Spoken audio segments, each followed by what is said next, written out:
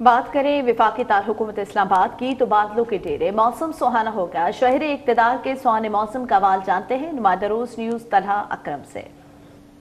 جی بالکل، اس وقت شہر اقتدار کا موسم انتہائی خوشگوار ہے۔ آسمان پر کالے سیاہ بادل چھائے ہوئے ہیں، مارگلا سیاہ بادلوں کی لپیٹ میں، اور اس کے ساتھ ٹھنڈی ہوائیں چلنے کا سلسلہ جاری ہے، جس سے موسم قدرے خوشگوار ہے۔ اور اس کے ساتھ محکمہ موسمیات نے آئندہ 48 سے 72 گھنٹوں کے دوران مزید اسلام آباد، راولپنڈی اور اٹک کے ملحقہ علاقہ جات میں بارش کی پیشگوئی کی ہے۔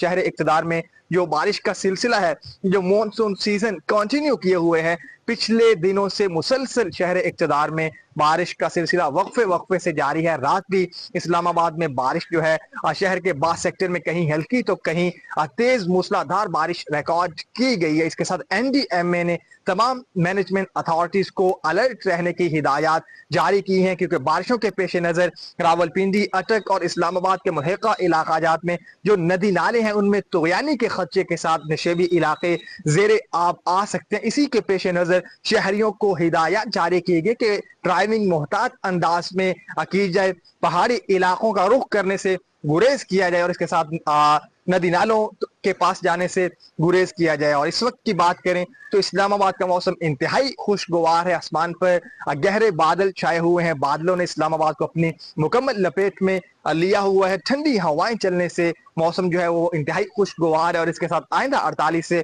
72 گھنٹوں کے دوران مزید بارش بھی ریکارڈ کی جا سکتی ہے۔